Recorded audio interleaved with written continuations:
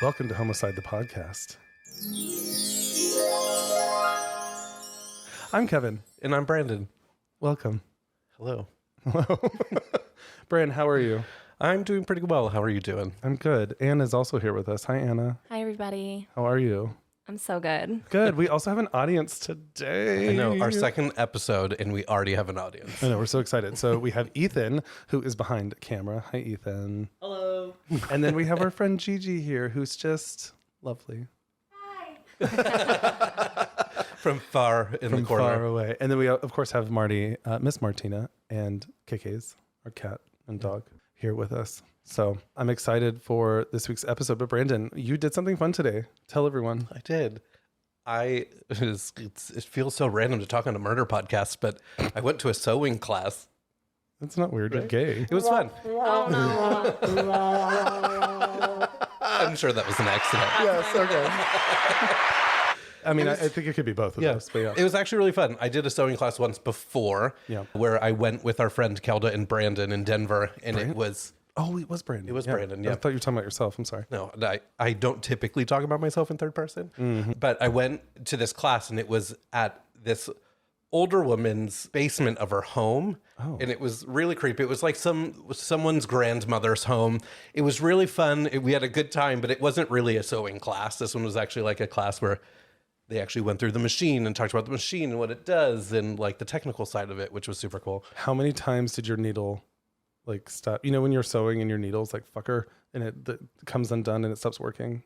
Is that just me? No, when like it your comes needle. unthreaded? That's what it's called. Yeah, just once. Oh, aren't you talented? I love that. I love that you're doing that. But at the same time, you were doing something completely different than I. What were you doing today? I was in improv again today, which all three humans that are here besides Brandon are in my class, and they fucking killed it today. And it was a good class. It was good. It was fun. And my voice, I am not in puberty. My voice is weird right now because, oh wait, did I have vodka? Oh, I may have had a drink and it might have had vodka and I'm allergic to it and I lose my voice. So, so this should be a fun one. I don't know what I ordered. Fuck. So you're going to be like a prepubescent. Yeah, but I just got over being sick, so I don't know. It's probably the vodka thing. Anyway, we'll see how this goes. So welcome. We're excited. We have 2 new murders for you. So like we talked about last time, our flow is that Brandon comes to the table with a murder that I don't know about. I come to the table with a murder that he does not know about, and then we talk about it. Except this is the second episode that I know your murder. Brandon, stop spilling beans and giving my secrets away.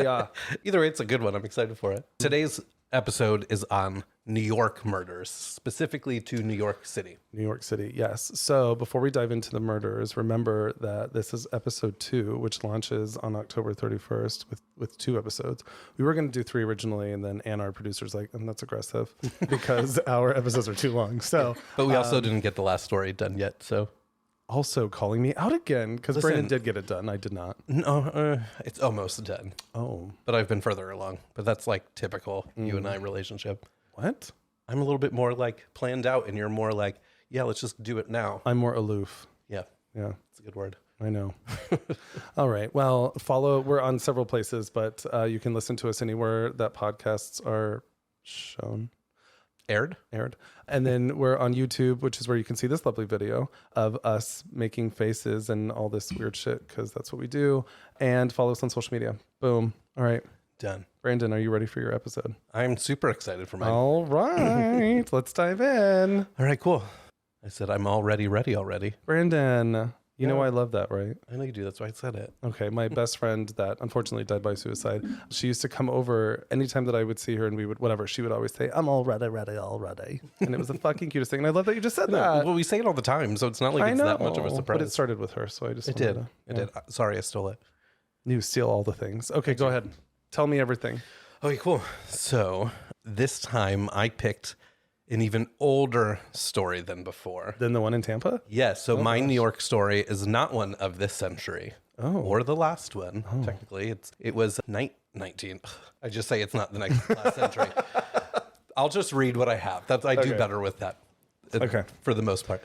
Okay, so it was an ordinary day on July 28th, 1841, when a few men were walking near Sybil's Cave in Hoboken, New Jersey, right off of the Hudson. And Sybil's Cave is actually Hoboken's oldest man-made cave designed with a Gothic arc-style entrance in 1832 by the Stevens family, who wanted to take advantage of the natural spring on the property, which I thought was interesting because it's kind of, I think from what I know, it's a little bit more rundown now, but I never would have thought that there would be a natural spring right off of in Hoboken, right? Hudson. Yeah. Or springs Which is known to be gross. I don't know.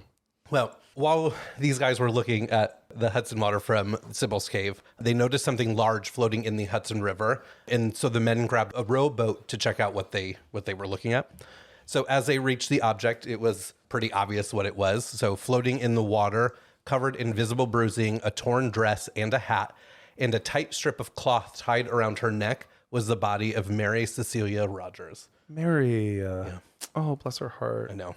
She was floating? She was floating. In the Hudson? In the Hudson. This was in the 1800s? 1841. So, I mean, God, that did not change. Hudson has been active with dead bodies for a very long time.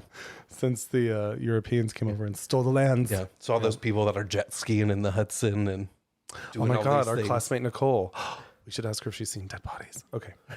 Do you want to give context to that? Because now just some random person named Nicole should be in the water. This girl that we, lovely woman that we do improv with, works for a company that does like jet skis and all that kind of stuff on the Hudson. Jet skis and like a boat with hot tubs? I don't know. We have to do it, obviously. It's like yachting. Yachting. Yes. I don't know. I think. I don't. Or a ship. It's a ship. She's got a ship She's on got the a Hudson. ship. Yeah. She is a captain of a ship. That's what we're going to go with. Okay. Perfect. So this is the story of Mary Cecilia Rogers. So born in 1820 in Lyme, Connecticut, which I believe that's Lyme disease comes from Lyme, Connecticut. I'm pretty sure. That might need to be fact checked, but I'm maybe they like 98% sure that's true. Isn't Lyme I don't know. Keep going. Anyways, if I made that up, I'm sorry. Okay, Somebody so will tell born you. in 1820 in Lyme, Connecticut, Mary grew up as an only child. So when she was 17, her father, James Rogers, died in a steamboat explosion, causing Phoebe Rogers to become a widow at a really early age. So this was back in the 1800s, and being a woman in that time was worse than it is now, although there's a lot of things that needs to change now for women as well. But James was the breadwinner, so they had to figure out what to do from that financial burden pretty quickly. So eventually they ended up migrating to New York City in 1837. Phoebe began to run a boarding house off of Nassau Street in the now financial district of Manhattan to make ends meet, and Mary would help. So now every source I read, which I read a lot of sources, and since this is an older story, there was a lot of different information, so I kind of just tried to wrap it all together. Yeah. But every source I read talked about how gorgeous Mary grew up to be. So she was tall and slender with jet black hair. Some people would talk about Mary as if she was naive and unaware of how dangerous people were in New York and how dangerous the world can be in general. Like she was a meek and timid girl. So others talked about her, how she was working class, she was single, she was a virgin, yet she was sexually available. And sources stated that some considered her a whore because although she was a virgin, she had seductress-like qualities that people thought of her as sexually available. Okay, can we address that real quick? Yeah. Sexually available? Yeah, right. In the 1800s? Yeah. That's really fucking weird. Yeah. Are you sexually available? I mean, it's a weird way to put it. I feel like everybody could be sexually Who says that? available. Are you But, but just because you look attractive doesn't mean that you're just off sleeping with a bunch of people. And I know. Well, and it's interesting that you're saying that she was meek and all these other things. Like, did people label her as that? Or was she actually? Well, people labeled her as that, but she had a very composed demeanor. And but because she was attractive, although she was a virgin, people thought of her as a seductress. So they thought that she could have been a whore, that it was all a lie and all that kind of fun. Yeah. All right. Fun stuff that we label women that we still do now. So Sexually available. yeah. And then one thing that played a big role in what people thought, which I didn't see this note right before you asked that question, was what played a big role is that she was really independent. She had a really independent nature for a woman at that time, being that her mom was widowed. She was doing her own business, that Mary just gradually became more independent. So when Mary was 20, she ended up meeting a man named John Anders, what is also now the Tribeca area, so in the same area that she was in. Okay. So this is fun. Amazed by her looks, he propositioned Mary to work at his store to basically be an attraction, to lure men in. Because she looked sexually available. Yes, and she was attractive, and she had this like aura around her that would kind of bring in people. Kind of like what my mom says about you. You have like this aura that people are just attracted to, even like the strangest people. Yeah, Brandon's mom does say that a lot about me, that there's people, okay, there's two things. People either really fucking hate me or they really like me. But a lot of times I have a lot of people that come up to me. Like you'll get groped in the middle of nowhere. People will like touch your beard or has happened in Target. Do some weird shit to you. Remember that when that happened in Target? Yeah. I don't think it's that way. Anna, do you find that to be something about me? What? That people will grope you? Yes. Like we were at a parade and I this find person... you to be groped a lot. Yes. You seem gropable. We were at a parade in Tampa and somebody came up to him who was walking in the parade, came up just to him and like pet his face and walked away. Not okay. No, like they also kissed me. Oh, he kissed you too. Yeah. Not on the lips because I was like, ew. But no, there was this one time that we were in Target and I was walking in an aisle and there was a kind of a weird guy in the next aisle. Brandon was with me.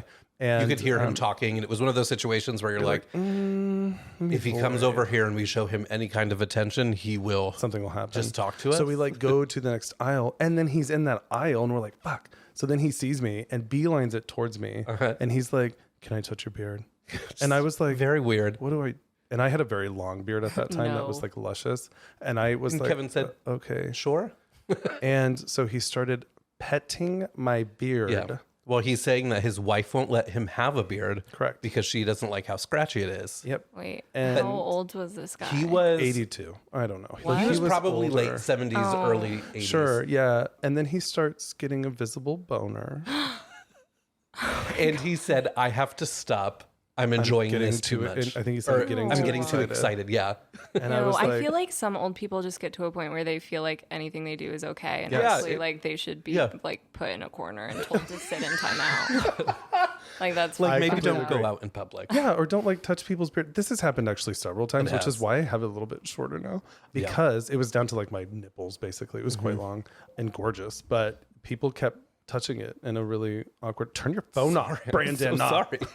But people kept touching it really weird. But yeah, I don't totally think that your mom's right. But Brandon's mom always says that there's something People about are me just that people are attracted, just attracted to it. I'm like, Well, okay. Anyway, Just like Same with the Mary. guy touching you in Target, men would come just to see Mary.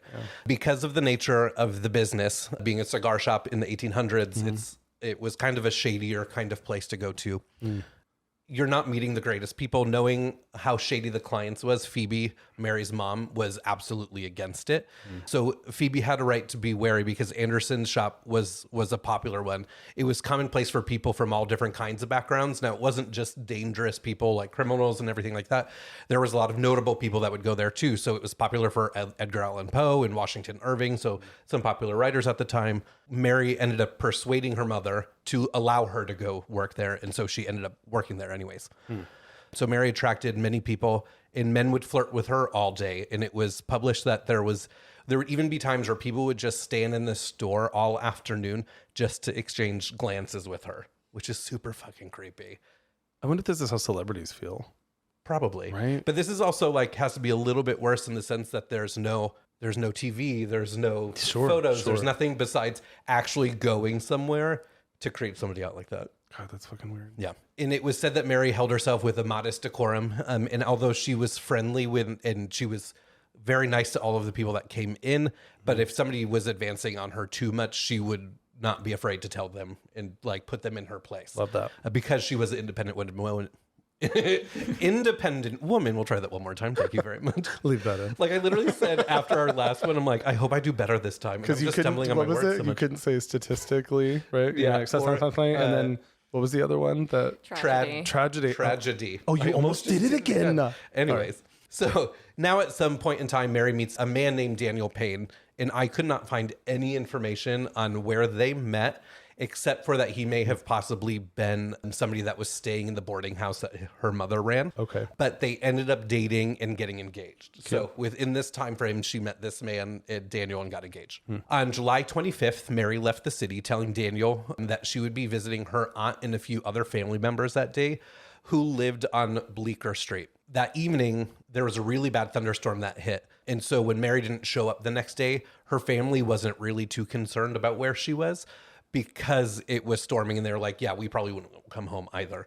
Where would they have went? Well, I think it's really interesting because at the same time, this was at the 1800s. There was no mass transit. There was sure. I would cars. feel like I would be you would more have concerned. to physically walk or get a horse or do that kind of stuff. So they thought that she would just, because of the storm, stay. She was hanging out at her family with her family. Oh yeah, because she was like yeah. Got it. Okay. Which again, it's all in technically the financial district now, so really it's not really that far. So I thought that was interesting. But this was also before like cell phones or geolocation, so it's not like she could go like find my friends and see where Mary was. But this also wasn't the first time Mary had gone missing or didn't show up when she was supposed to. So just a couple of years earlier, on July 15th, 1833, it was reported that Mary had disappeared from their home. So after going missing, Phoebe said that they had found a suicide note stating that she had a fixed and unalterable determination to destroy herself. Yeah, weird. That's very... Okay. Yeah, again, 1800s. God, the way that they wrote it is so compelling. I know. So, however, the next day, I saw some sources that said the next day, some said a week later, Mary reappeared saying that she ended up going to Brooklyn or the country. Again, maybe mixed Brooklyn information. was like the country. But I literally have a note in here saying that Brooklyn was probably considered the country back then, that it probably really wasn't anything around. But she said she ended up going to Brooklyn to visit a friend, and the note was a hoax. Oh, so she didn't physically show up. The note did. No, she went missing. They couldn't find her, but her mom found a note that she had written. Oh, claiming that she was going to Brooklyn or to die by suicide. Oh, fuck. So the hoax was that she wrote this note. She was really just at a friend's house in Brooklyn. Okay. Well, this next time was a little bit different. The day after Mary's second disappearance, everyone was expecting her to come home. When it got later in the evening the next day, Daniel and Phoebe got super concerned, and Daniel decided to head down to Bleecker Street to find her, which when I first was starting to do my research, I had typed it in here like, hey, they just reached out to find if Mary was there. And I was like, wait, I should probably actually clarify that they had to go physically walk down there because there was no phones. There was nothing that they could easily connect them with. Yeah. Daniel was a little bit baffled when he got there because when he knocked on the door and saw Mary's aunt, her aunt let him know that they were not expecting Mary and she never showed up at the home that day. When Mary went missing, people noticed. Her coworkers in the cigar shop, her friends, her family, and even patrons of the shop. Like I said before, a lot of people hung out at the shop, including reporters. So various New York City newspapers started to have stories start going out about the missing cigar girl. But Mary is the one who told her husband that she was going to meet her family at Bleecker Street. Yeah. Right. Okay. So Mary told her mom and Daniel. Well, she told Daniel, her fiance, that she was going to her aunt's and family's house on Bleecker Street. Yeah. There was the storm. Mm-hmm. She never came home the next day. I got it. Okay. I'm just trying to spell it out for you to help. Thank you. You're welcome. Anyways, then 3 days after she went missing, Mary's body was found in the Hudson. So Daniel was the last person to ever see her alive.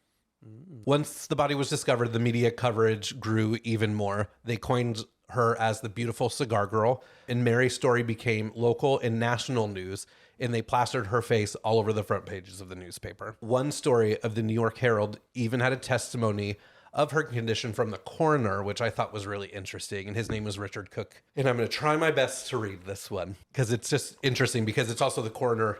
I believe it's him speaking as he's looking at her too. So the face was, what is this, Kevin? Suffused, yeah. I'm really not that awful. I actually don't know that word, but her face was suffused with dark blood, bruised blood.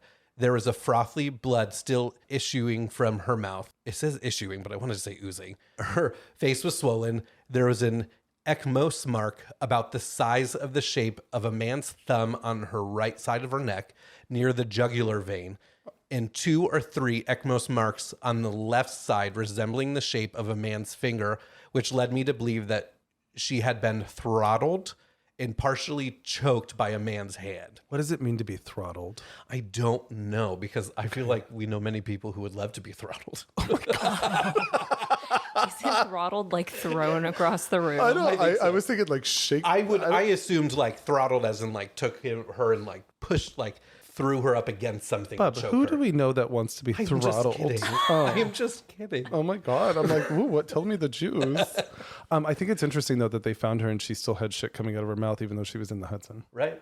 But I'm sure it was just, it says it was frothy blood. So I'm assuming it was like a mixture of like ew, blood and Hudson Water trash. Yeah. I don't know. Then I have the dress was much torn. The outer dress was torn. A long slip, say a foot wide, was torn up from the bottom of the frock to the waist. The dress immediately beneath the frock in between the upper petticoat had a piece torn clean off its garment, about a foot or 18 inches in width. This piece was torn very evenly and with great care, commencing at the bottom of the garment. The same piece was afterwards tied around her mouth with a hard knot at the back part of the neck, I think to smother her cries. Oh my God, Mary. I know, right? The piece of fine lace trimming I spoke of, I observed a crease around the neck. Passing my hand behind her ear, I accidentally felt a small knot and found that piece of lace, which I supposed to have the trimming of her lace collar, was tied so tightly around her neck as to have been hidden from sight in the flesh of the neck. This was tied in a hard knot under the left ear. This would have strangled her. Oh my God. Right. And that's like just the report from the coroner, which I thought was interesting since there's not much that there's some news articles and things that I could find, but I just thought that was super interesting that was noted from the coroner. I'm kind of still stuck on the thumbprint on her neck. Yeah. Like that's a lot of force. Yeah, I mean, if you think about it, it was just like wrapped around her neck. God, that's so rude. Right? Yeah. Yes, killing is rude. I agree. I feel like we can come up with a stronger word than rude. I do like rude. Okay. Okay. So right after the murder, Daniel was interrogated. Obviously, he was the fiance. He's going to have to be. But after their questioning, they dismissed him as a suspect. And then after the questioning, the police didn't have much to go off of. There was actually a bit where I saw that there was like over a week where the police didn't really have anything to say to people. And people were like, what the fuck's happening? Yeah. But there were some conspiracies and leads that were either not looked into or dropped. So I have 7 of them here because there was quite a bit. First, the first theory was that Mary had a failed abortion attempt. There's theories that Mary's body was dumped by the local abortionist, Madame Restel. And I'm sure I'm not saying that right. It's super French. Madame. But after the failed procedure. So allegedly that they had a bad abortion, threw her in the Hudson. What? Why would that? Really weird Why theory. would the abortionist kill her in that way? Right? Well, and I think it was like an accident. Like they were trying to give her an abortion. And they accidentally strangled her. Right? Oh, yeah. How they would have those marks. Well, that's why the police ended up taking that and being like, well, it doesn't match Maybe that's not accurate. Yeah. Right. Yeah. Weird. I'm just having a bad I'm so image sorry that we ruined your abortion. We're going to kill you now. Yeah. I'm just going to strangle you. What the fuck is that? I'm going to throttle you against... Mary. I know, I'm sorry to laugh. I know. Anyways, the next one. People believed that something must have happened when she disappeared the first time, that it wasn't a hoax that she left and came back, that it was a hoax that she came back, meaning that they believed she actually wanted to die by suicide, but that she either got scared or didn't happen so that she came back. And then they believe that this could have been potentially her going back and actually dying by suicide. Which again doesn't make sense, which is why it didn't. It doesn't. Yeah, it didn't pass through the police because they're really like, this weird doesn't make sense to try to die by suicide and choke yourself. Well, I don't think And you then can. Rip up your. I don't know. I There's know. just a lot But of this details that these are were not conspiracy matching. theories made by people Yeah. that weren't the police. So it was people who were coming up with ideas of what could have happened. People still believed it was Daniel after his questioning. What adds to some odd speculation of this was that sometime after the death of Mary, Daniel's body was found on a bench near where Mary's body had been discovered, laying on a branch in the Sybil's cave area. And there was a note stating, "To the world, here I am on the very spot. May God forgive me for my misspent life." Oh, Daniel. Yeah. So that night, Daniel took an overwhelming amount of poison and died. He lost With the a- love of his life. Yeah, with a very He killed the love of his life. right. So it's a very vague suicide note, right? So Sure. people either thought that it was admission to guilt, that he actually killed her, and that he's going to her spot because he's having a hard time, and then did that. But then other people thought that it was just from the grief. And could you not hit things, sorry. please? Thank you. Or they thought that it was him grieving his fiance's death. Yeah. Number 4, a gentleman named James Finnegan was arrested for the alleged merger. the murder of the alleged murder, it was said that the police arrested the 2 gang members who confessed to being part of the crime and implicated James. And when they found James, James was randomly wearing one of Mary's rings, which didn't help the matter. But then after further investigation, the case against James was dropped and he was not convicted of anything. So then there was also talks of it being possible gang violence some days after they found the body.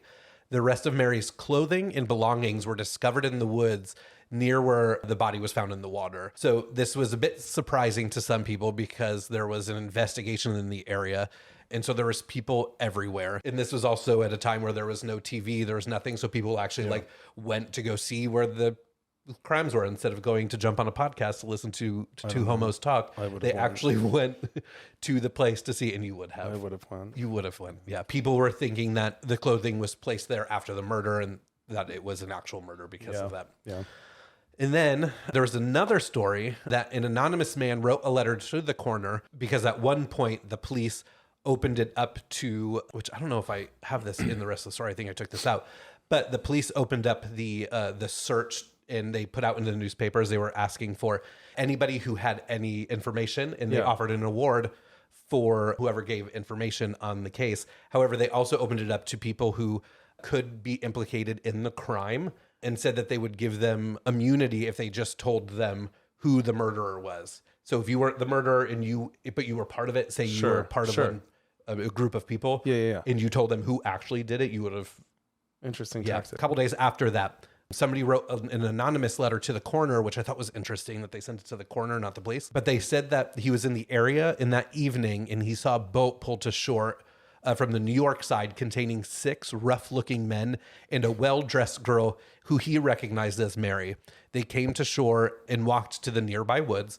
Eventually, a second boat arrived with 3 other men, but they said that they were well-dressed men. These 3 guys were well-dressed. And eventually somebody comes out of the woods, and it's alleged that he heard them asking if she came on her own accord or if they used any violence to get her there. But there was no more to that, so that was where that ended.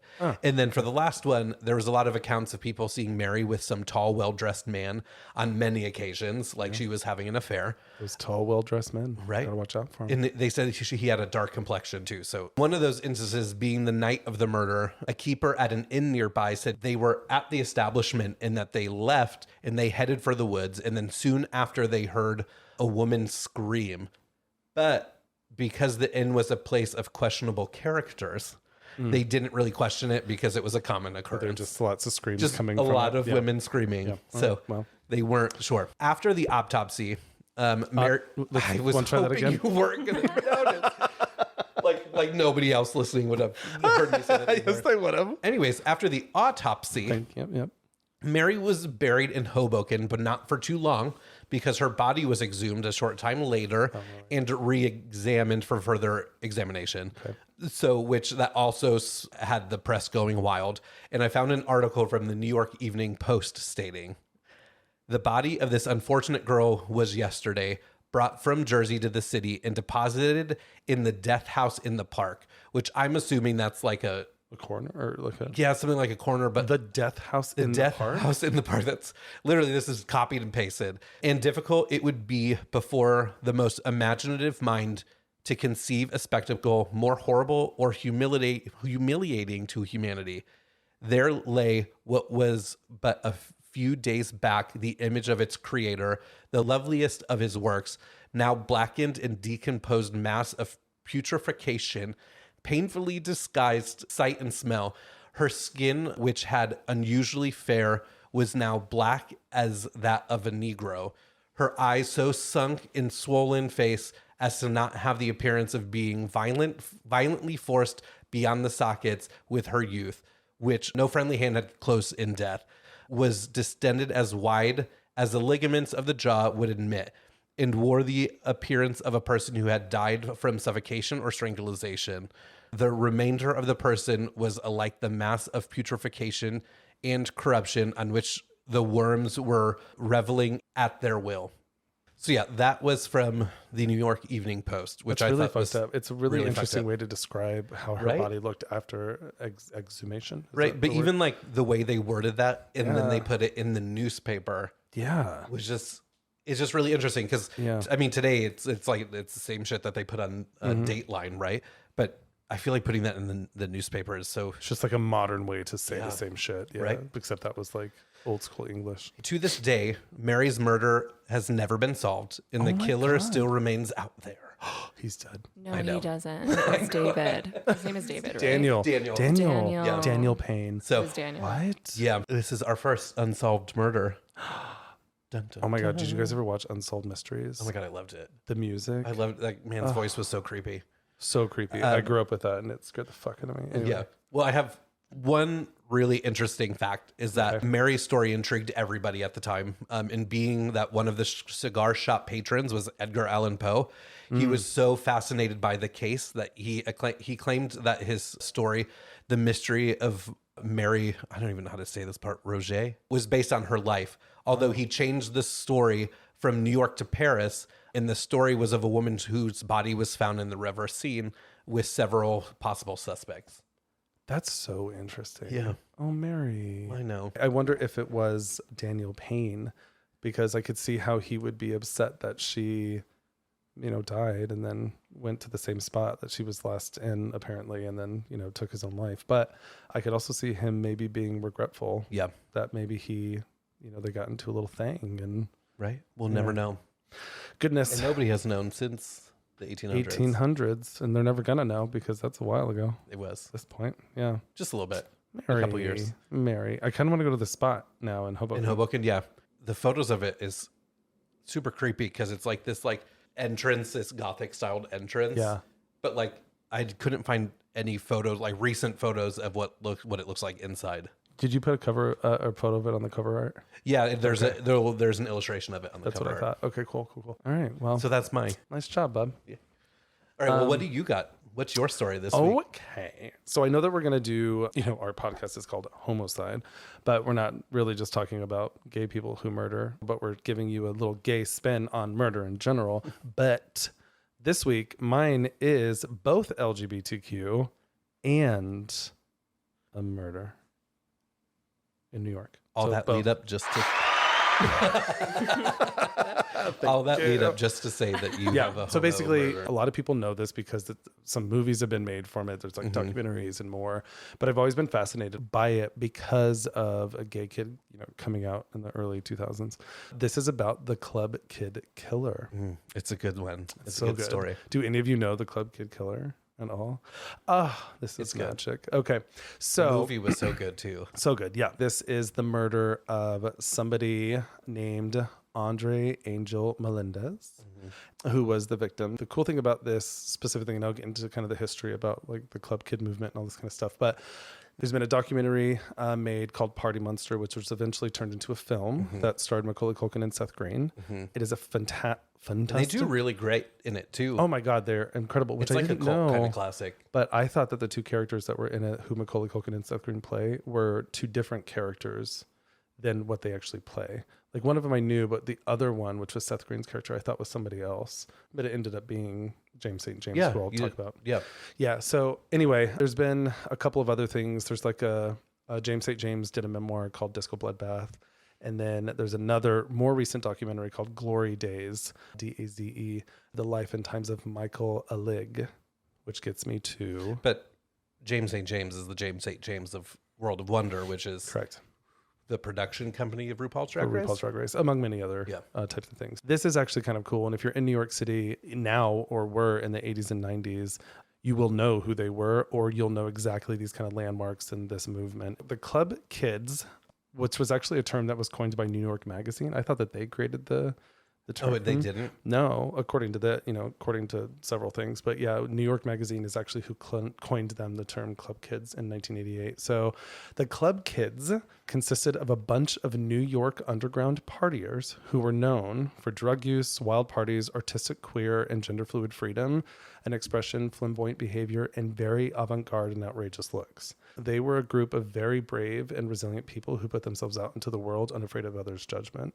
So if you think about the 80s and 90s, particularly at the time, art was really coming splash. Obviously, we're coming off of some drug movements, but queerness was really... Well, it was at the uprising forefront. kind of at that point where it wasn't as well, it wasn't legal at that time. Sure. Well, yeah. Right? Ish. But it was a time of discovery, I think is probably the way that I would put that. But this same group they were known for living these extravagant lifestyles, but they would go and put themselves onto talk shows and face Sally really Jesse Raphael. Yes. Oh my God, the Sally yeah. But like face some really, really rough questioning in general, but they purposely would do that to like spread this movement of forcing acceptance. And so they would travel the country and hold outrageous parties, always pushing the boundaries of gender, politics, society, and culture. My kind of people. They actually, this group, the Club Kids, had a huge impact on the queer culture. And so, any young queer people research this because it's incredible. And actually, this particular murder is why the movement ended, which I didn't totally know. And I think there's like some form of Club Kids still around. Sure. I mean, we even just walked by a bunch of people on the street yesterday where I was like, they're definitely Club Kids. You did, yeah, because they were just like done up and painted. Oh, they looked amazing. Yeah, I mean, I wish I had that confidence walking down the street. 100%. Like in my normal clothes. Like now or then. This group actually were so impactful because they created a space for rejected and disowned youth that were gay, queer, transgender, non-binary, really anything that was different or made them, they would make them feel different. But really they were kicked out by their parents and all this kind of stuff. But it was, they created a space for these types of people, our people, to experience the feeling of freedom. So freedom from expression, freedom from gender, just all of it. I love that. And it wasn't all based off of drugs, right? No, and in fact, it actually wasn't primarily based off of drugs initially.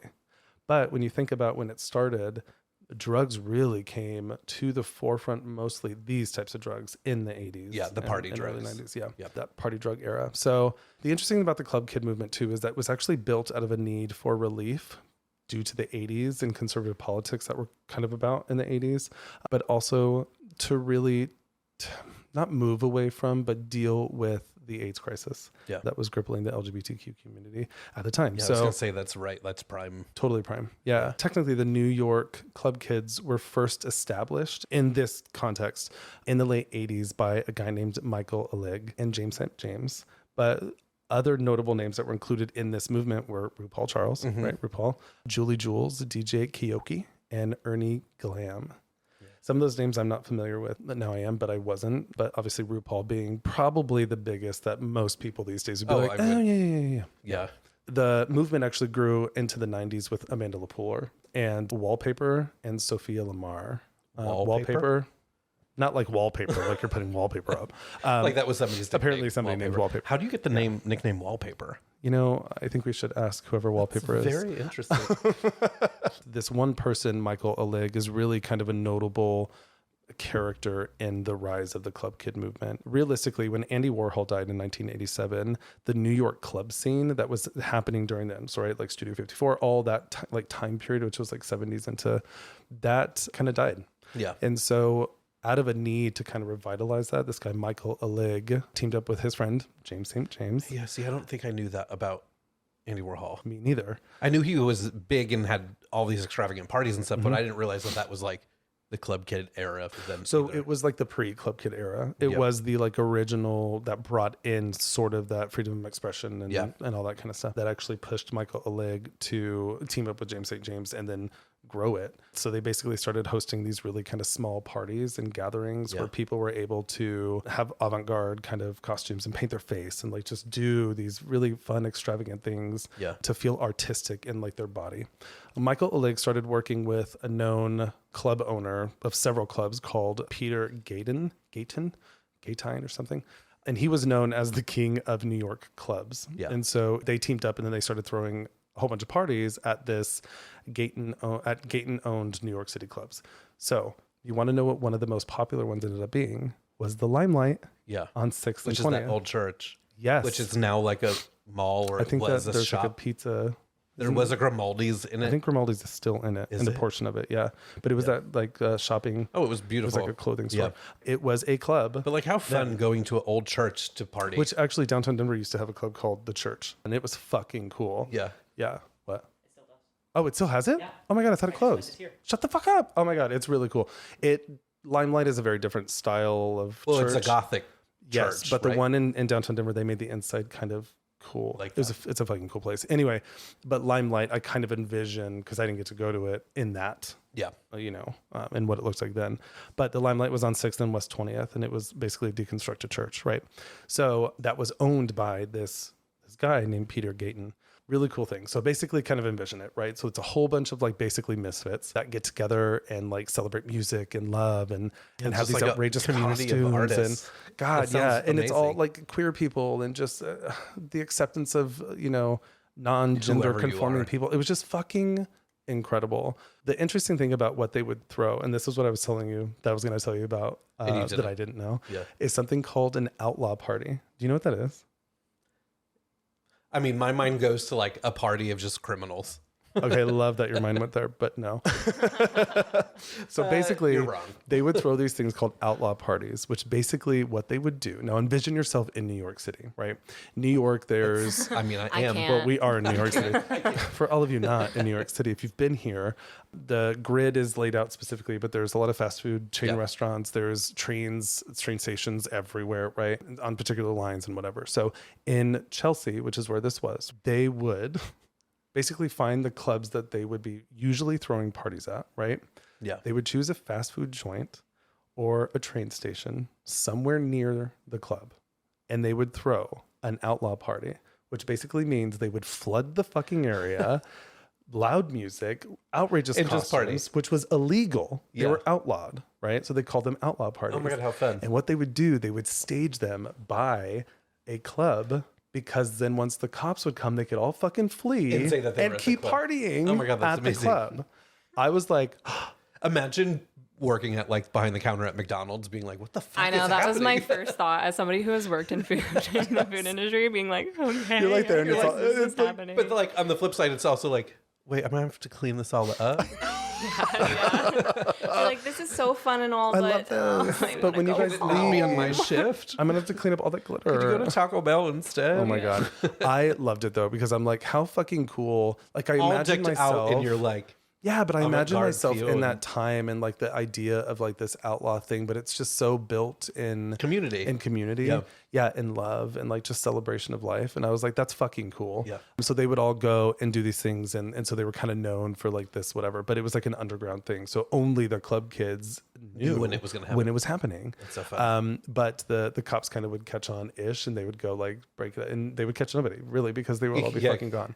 So That's so cool. really cool. So the interesting thing about the club kids is that they achieved high status and basically ruled the New York club scene. So if you think about like the Studio 54 era and all that kind of stuff, take that, and the club kids owned that, all led by this Michael Alig. Yeah. So this was like at the same time that up in Harlem there was the Vogue.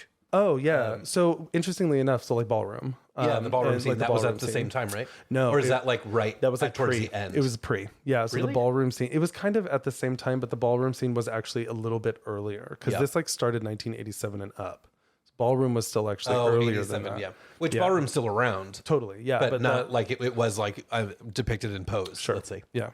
All that to say, Michael Alig, who was this horrible dude. Now, I'm sure we'll get some shit for saying that, because there's definitely still club kids that are like alive today, and like really, he did a lot for the community in general, but he was a fucking dick. He was known as a shock artist. Do you know what a shock artist is? Was like Banksy's doing kind very of- graphic things or Yeah, well, to kind shock of. and alarm. Yeah, there's a people. lot of like shock value. Banksy Yep. is one, right? No, Yeah. ish as one. So March of 1996. So remember, he kind of started this movement in 87, and then here we're in 1996. So he's become a very popular dude. Yeah. But he was known for his horrible, nightmarish behavior. Yeah. Like awful. So here's a couple of things that he would fucking do. He would go up into a club, in like the rafters of a club, and he would take $100 bills, and he would just throw them out. And he would sit up there and watch as everybody would fight over these $100 bills that were landing on the dance floor, because these were all, not people who had money. And like, he basically loved just seeing everyone, Brawl. fighting each other over these $100 that's bills. so kind. Right? At first, I was like, "Oh my God, that's so nice. He's giving money out." Hell no, that's not. No, what, that's that not was the purpose. not. That's not So it. the other thing he would do, and this is disgusting, and he would, in the same rafters, pee on people below him because he thought it was funny.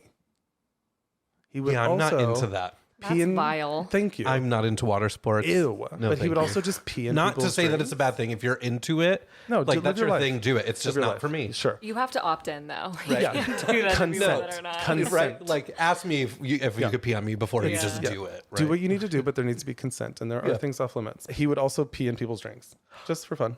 Like, so, and they had no idea. So they're just drinking his piss. So think about the type of person he is. He likes He's seeing. a jokester. No, But like a douchebag. like he is awful. Like he liked the idea He's of sinister. knowing. Yes. Yeah. Yeah. So So It anyway, sounds pretty calculated to the me. other thing he would do, and this tells you everything you know about him. There was this certain thing. Oh, I didn't include the word because I'm like, who's going to know this word? But there's a term for. I guess none of us will know the word. No, you won't because I didn't put it in here. Shit. I can't remember. But anyway, he would basically purposely do a big and fake fall to purposely knock people over to let them get hurt. And there's a term for this. But that's Asshole? who he was. So it's like he was doing a trust fall, but nobody knew that he was doing a trust fall. No, not Or he even was that. just like He would just be like, "Oh goodness," and then knock people over just to hurt. and them. they would hurt. Yeah, they would fall, and he would just be like, and walk away. Yeah. Sounds like a murderer. Fucker. Anyway, okay. So apparently he was diagnosed with, which I've never heard this, histrionic personality disorder, which is basically it's characterized by like high levels of attention-seeking behavior. So those things that make sense. Yeah. Right. That he's like wanting this shit or whatever. Fucking weird. By March 9th, so think about the club scene was like so fun and free and whatever. His Except behavior, for this one guy. Well, it wasn't as bad initially, and then it started to just really not get great. Then drugs came to play. By 1996, March of 1996, the club scene had turned kind of dark, and it was people were far too into drugs. They were like fucked out. It's kind of a bummer though. Yeah, I know. And they just looked like they were out of their minds at these parties. Like people were just fucked. So like kind of, this is awful to say, but you know, around New York City, and it's not only New York City, but across the world, you have people who they have a specific drug and I don't know what it is, but you see the people who are just bent over and like swaying on the street. It's like a zombie drug. I don't like a know zombie- what it's called, but they're calling it the zombie drug. Okay, so it kind of made me picture that, right? Yeah. So people just looked just fucked up. And I hate singing, it's awful, but kind of reminds me of that. So what was interesting is that Michael Alig, again, the guy with James that had created this kind of movement, turned into a junkie, and he was binging every night. And get this, on a mixture of heroin, Special K, I don't even know what this is, ROHYPNOL, Rofinol, I don't know, and cocaine. Oh. Like that mixture. So that sounds fun. So Like, who's no. fucked up? Yeah, mama was not. I think just one of those is fine. Yeah, like do some coke, go to the do If whatever you need to more do. than that, then maybe Like girl. maybe you need So some help. what was interesting was that he was living in a luxury 2-bedroom rental on the riverbank on West 43rd Street, but his apartment had become like a crack den. So although he lived in like this like luxurious place, it was just like a drug den. Like people cracked out all the time and all this kind of stuff. That's kind of according to a lot of accounts of people that knew him then. Sunday, March 17th, 1996, the murder. Here, I'll kind of go back. So earlier in the morning, 2 a.m., Alig had instructed Melendez. So remember who I talked about at the beginning? This Angel. Yeah. Angel is his name, but Andre Melendez. Yeah, I was going to say, didn't he go by Angel? He did. And he did because like one of the things he was known for wearing was like this hat and these like angel wings. Yeah. And he was, I mean, if you look him up, that's all you'll see is him with angel wings on. Angel, which I always think it's like, because there's so much information about Michael Alig because he's the murderer, but there's like not a ton of information on Angel, which I think is shitty. And I tell you, I have so many sources listed here, and I could not find much information on Angel, which is really, really frustrated. But well, that's all it ever is. Whenever there's a murder, it's mostly about the person who did it, not the actual not person who actually killed. died, which the victim.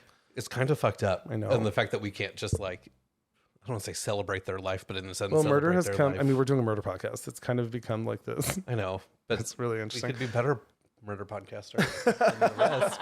So Angel Andre Melendez. So he was born on May 1st, 1971. His family was from Colombia and they moved to New York City when he was 8. And so he was kind of described as like a really quiet boy and very shy. And he dreamed of becoming an actor and a filmmaker, which I can absolutely relate to. And I'm sure being a part of the club kid system helped get him out of all of that. Yeah. So here's what's fucked up though. So he was a 25-year-old club kid who lived in Queens, right? But he was a part of the Webster Hall crowd, which I know Webster Hall, but I didn't know that there was like a Webster Hall crowd. Well, here's the thing about the Webster Hall crowd. They were kind of rejected by the club kids. Oh, I didn't know that. I didn't know there was a delineation between them. Yeah, I didn't either. So he was never really fully accepted by Alig and his friends. So he wasn't treated that great. But he actually worked at the Limelight and other clubs, including Webster Hall, and he was a drug dealer. So he would sell the drugs on the premises of the clubs. So here's what's fucked up about how that whole thing went down. There's a whole FBI thing because of that owner, Peter. All of his clubs, they had knowingly started selling drugs. So it was becoming like this whole corrupt thing, right? So he was a part of that. So he would go to these clubs and get paid for the night to sell drugs. So jumping back to March 17, 1996, 2:00 a.m., Melendez, Angel, went to the Limelight to get into the club to start to get paid like he would all the time to sell drugs. Well, Alig, who was kind of like this ring leader at this point for these clubs, told the bouncers to not let him in. And it happened like 2 other nights, I guess, previous to this too. So they owed him some money because that's how he got paid. So the reason that, and this comes from Michael Alig, that he says that he didn't let them in, or he instructed the bouncers not to let him in, was because the FBI was looking into it and they had said that they would come that night to arrest a whole bunch of people. And so he was like, no drugs tonight or whatever. Yeah, okay. Right? That's what he says. That happened a few nights in a row, like I said. So that particular day, March 17th. So the FBI was going to come multiple days in a row? Apparently. Okay. Yeah. There's a couple things that, a lot of this account is from him, which is kind of annoying to me, but it's, it is what it is because he, you'll see. By 10 a.m. that next morning on March 17th, Melendez went to Alig's front door and was like, give me the money. Angel would sometimes stay with Alig in general. So they were like on and off again roommates, which I think is really interesting. So they were roommates, which means they had some familiarity, but they also didn't want him to come and be bizarre. A part of the It club doesn't make any sense. There's not only one killer in this story. There's actually 2. So Michael Alig and Robert, who was known as Freeze Riggs. Okay.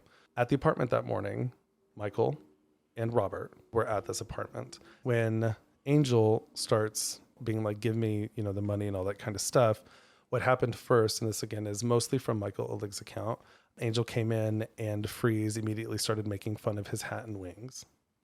And so, which is something I guess they would do, which is fucked up. Alig actually describes this next part as like a silly, pushy cat fight, which I think is incredibly offensive once you hear what happened. Cat fight. Yeah.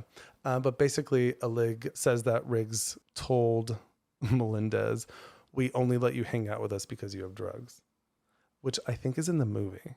I'm pretty sure that was the movie. So according to Alig, there was a scuffle which sent him, Michael, flying into a glass cabinet. And I put, okay.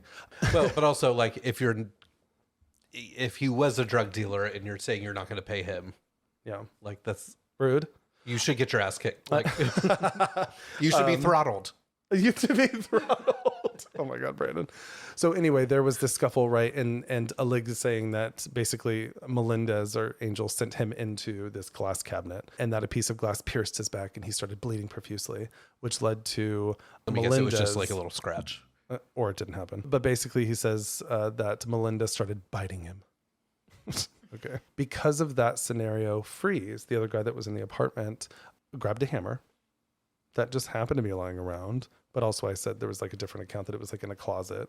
Oh, okay. And started hitting Angel in the head with what they say. Freeze kind of tells a different version of this a little bit than Michael Alig did. But basically hit him in the head with like not the metal part of the hammer, but like the handle. Okay. Like 4 times. He hits him with that, which incapacitates him, right? Didn't kill him, but it like knocked him down and whatever. It's alleged at this point that there's a lot here. But basically what Alig ended up doing was, I guess, getting a sweatshirt and wrapping it around his fist and just beating Angel's face in. And then eventually just suffocates him. But in the same process, decides to fuck around and injected him with Drano into his veins. Oh, I remember that. And then he takes Drano and shoves it into his throat and duct tapes his mouth shut. And then they're like... And I'm sorry, what did you say he called this? Like a cat fight? Uh-huh. This is a cat fight. A silly cat fight. I've never had Drano near my cat. I'm just kidding. That was stupid. That was really funny. That was your dad. You're welcome. That's my dad joke. All right, Wayne. That's really funny. So fucked up, right? So just imagine this scene. It's just like disgusting. So then they're like, well, we thought he was just sleeping. You just put Drano and well, okay. So that's poison. Yeah. So they say that they laid him on the couch after thinking that he was just unconscious, but then realized he was dead a few hours later. They claim, just originally in general, that this was self-defense. So you wouldn't be like, oh, he's not moving. Let's just let him lay here for a few hours and we'll see. Were they fucked up at the time? Yes. So they were on drugs, for sure. Like always on drugs. Well, all of the 12 that you listed. Yes. However, there are accounts by several people in the Club Kid, collective, that actually say that Alig was talking about killing Angel before that. Oh, so it makes it look premeditated-ish. Yeah, but still saying no, But why? Why this this guy? Just because he didn't want to pay him for the drug? There's actually an account that there was something about Angel that challenged Alig's status, and now he owed him money. Well, it's popularity too. If he's the guy with the drugs, he looks more. Well, also think about this attention-seeking thing, right? So and they do this in the movie where Angel's portrayed as this amazing kind of character, and I'm sure he was, but it takes away from this popularity and whatever. So that's kind of a theory. But here's what's interesting, and this is not done. After the murder, they decided to, after they realized he was dead, they decided to cover up the murder because they just didn't want the party to end. And I literally said, whatever the fuck that means. Right. No, they just didn't want to get caught for what they did. Yeah. So what they did, your party of life, you don't want that to end. So they took Angel, his body, and they put him into their bathtub, doused him in Drano. I don't know what their obsession was with Drano, and baking soda, and I quote, a few liberal spritzes of Calvin Klein Eternity Cologne, which we all know what the fuck that smells like. That's right. The gayest thing too. Yeah. They covered him with ice and left him in the bathtub for 8 to 9 days. And that is disgusting. They threw parties at the apartment with his body in the bathroom. Did nobody have to use the bathroom? That was my question too. Was there more than one bathroom? I don't know. I mean, it's a luxury apartment. Eventually, I'm sure that there's a smell that comes, but sure. I guess if there's a lot of Drano, that chemical smell might. Ugh, it's so disgusting. Anyway, so once they kind of got out of their little bit of drug stupor that they were in at the time, they decided, oh my gosh, we should probably get rid of his body, right? Because it was starting to smell in the apartment. Freeze went to Macy's, the little I know shop. what you're going to say, and I hate this. And went to Macy's and bought some kitchen knives and came back to dismember his body.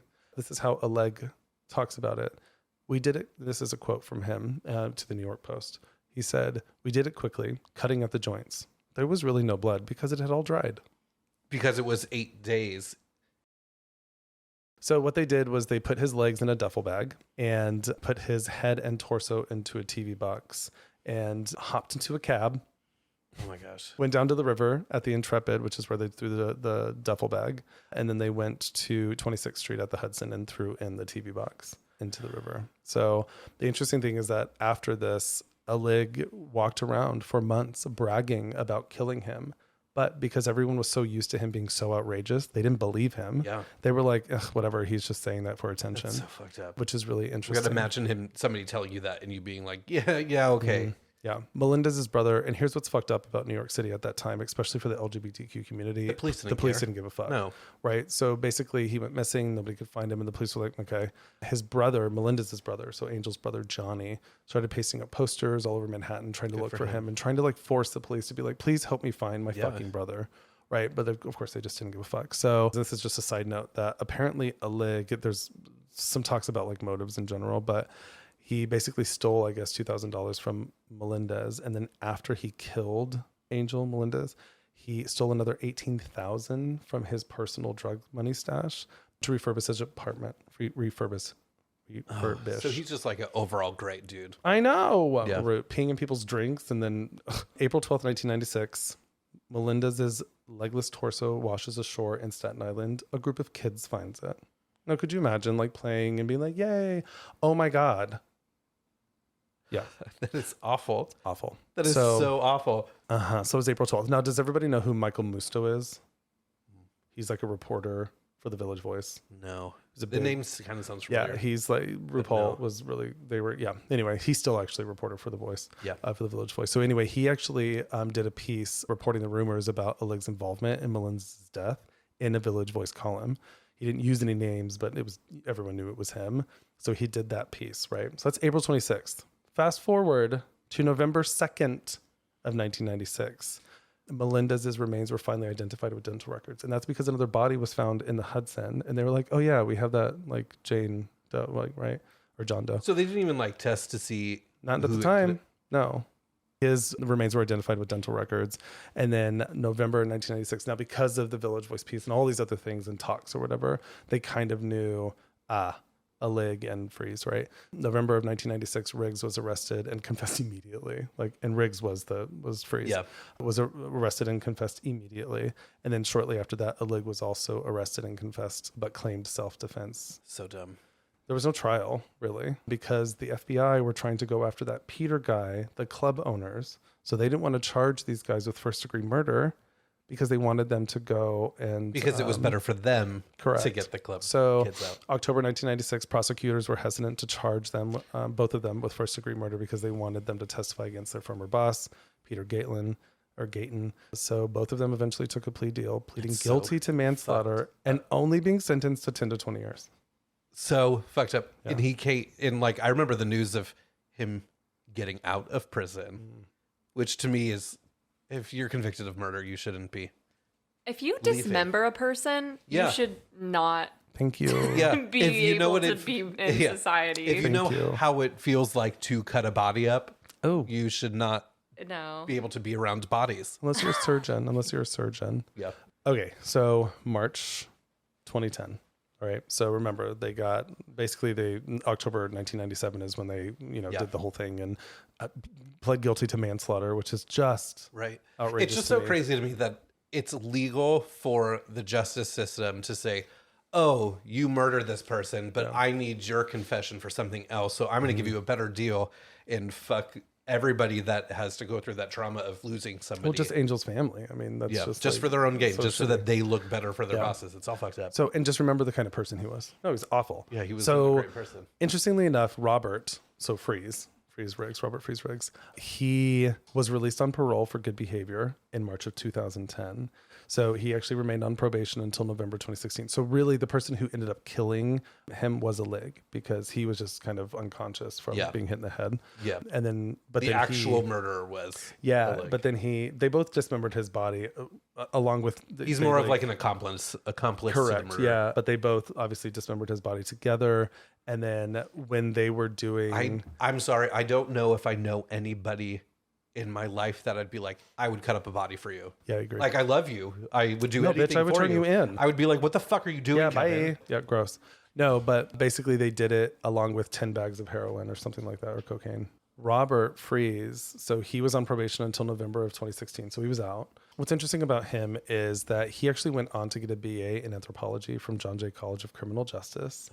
And received a fellowship to pursue a PhD in sociology from NYU. Oh, that's interesting. So now he's an associate researcher for a prison initiative at Bard College in New York and maintains a super low profile, which I think is really, really interesting. It is interesting. Because May of 2014, Alig was paroled after serving 17 years in prison. That is not enough. And came back to New York City. Yeah. And claimed to be rehabilitated and tried to have a resurgence.